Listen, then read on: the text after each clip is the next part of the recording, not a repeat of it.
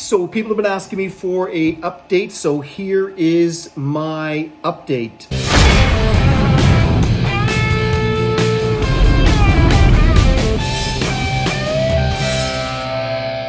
This morning I weighed in at 203.4. So I am right on track. I've got a week to go, roughly a week or so, 10 days to go, I guess, and then this is over.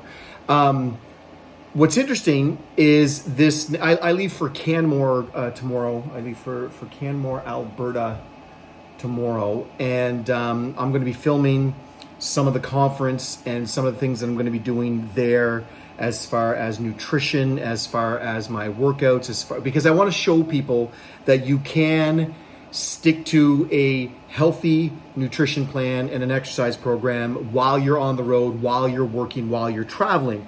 So where there's a will, there's a way. I've got some things set up I want to bring you in on.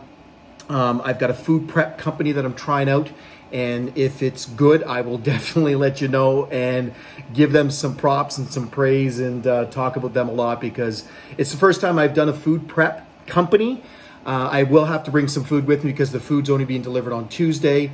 So I will have to bring some food with me for 2 days, which is fine. It's 12 meals. I'll pack them. So tomorrow morning I'm getting up and I'm basically cooking for a couple hours, barbecuing some food, getting all my protein cooked, some rice cooked, and packing it in containers that I will put into plastic bags and put in my luggage to ship, basically to bring with me to Alberta. Again, where there's a will, there's a way. My weight, my goal is around 195. That was the goal, and I know with a water drop at the end of the week, I probably will do a salt bath next Saturday, because Julie and I leave for Mexico on Sunday. So there's lots going on, lots happening, and I'm pumped, I'm excited. My workouts have been consistent. I don't want to say that they've been off the chart intense. I basically am getting them in, sometimes going through the motions. I start off good, and then it just hits the wall. Like, I'm at a point now where the amount of carbs that I'm bringing in are basically enough to maintain or sustain brain function and a little bit of energy, and I've upped them a little bit to give me some energy to get through the workouts, but just barely. And that's kind of the key, is you want to be in a state where you are I'm in a deficit for sure. I'm in a caloric deficit, and I'm losing weight, but now it's kind of steadied. It's plateaued a little, not plateaued, but I mean, it's where I want it to be. So I know now that the calories that I'm getting in and the amount of carbs that I'm getting in are exactly enough to get me through the day, get me through my workouts, and then I just crash. And when I hit the bed, I'm out. It's done. Oddly enough, I've been sleeping pretty good, which is rare. Most of the times when I'm doing a prep like this, and I'm sure anyone that's done a prep before can kind of relate to that, it's sleep becomes kind of hit or miss. I am up a couple times a night to pee because I'm still crushing the 3 to 4 liters of water a day.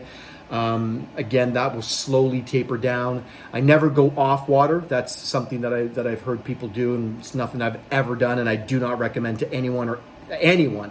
You need water. So that's a little silly. I will slowly bring my carbs down. I will slowly, I will do kind of a carb depletion, carb load. I will bring my sodium down. Some people, I don't know what it is with the sodium loading thing that people do, and I just don't want to mess around with sodium and potassium and things like that.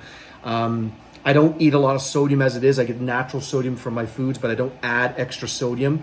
I know it's good for a pump. I know it's good. You do need some sodium, and I do get enough, but I don't add extra.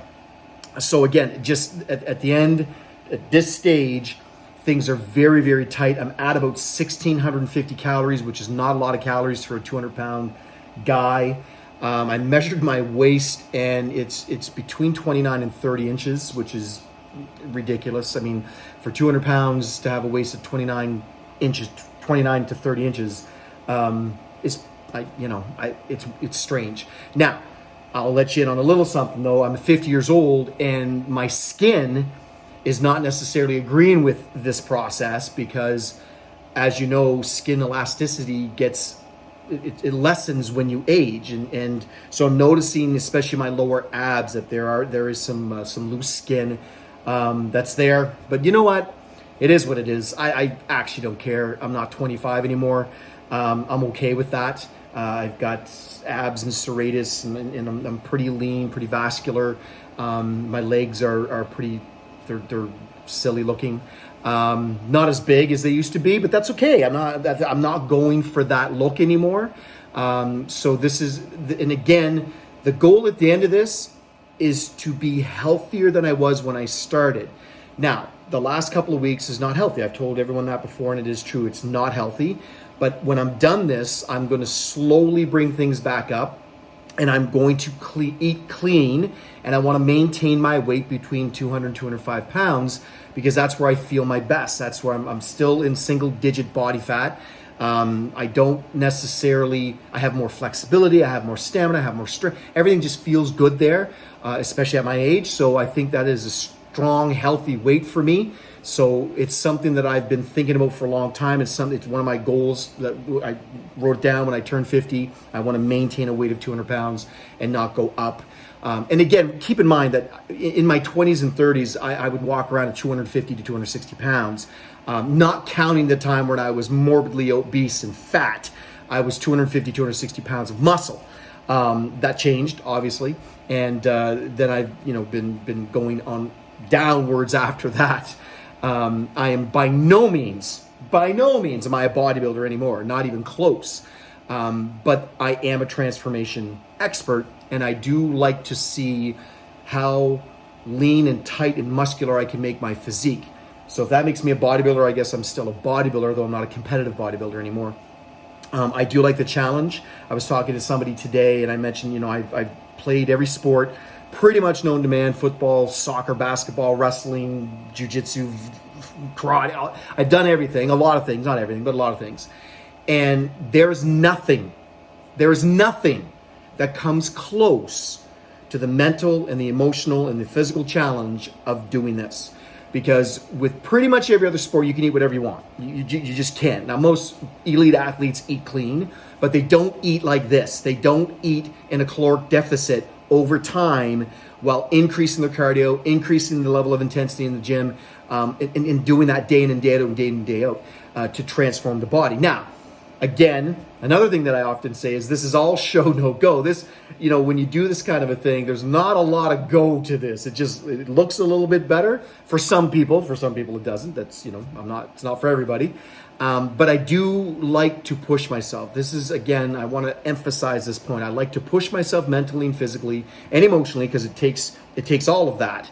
And you really get to see who you are as a person, and it allows you to grow physically, mentally, and emotionally, so that things outside of this don't affect you like other people. When you get through something like this, I truly mean this. When you get through something like this, when you push yourself like this, to this level, to this extent, you truly feel like you can take on the world. You truly feel like the normal things that people complain about become sort of silly, because, pushing yourself to this extreme and the mental toughness that you build by doing this, it allows you to take on bigger challenges in life and in business and in love and in all aspects of your life. And that's why I do it. That's another big reason why I do this, because I think when you challenge yourself mentally and you build that strength, it's like building a muscle. You build your mental strength, and it allows you to take on other challenges in life. And it just makes you a stronger human. It's not just about a look. For me, it's not. For some people, it is. But I don't care. I literally do not care how I look. I just don't. I'm so over that. Been there, done that. I care more about the transformation. I care more about the art. I care more about the lines and structure and symmetry and that kind of thing, and balance. But from a narcissistic standpoint, I don't look in the mirror and go, "Oh man, I wish I looked better." But it is what it is. Listen, I'm old. I got skin stuff. I got things like I'm not. There's some good-looking guys with all kinds of good-looking muscle, and there's guys at the gym. They're doing their thing.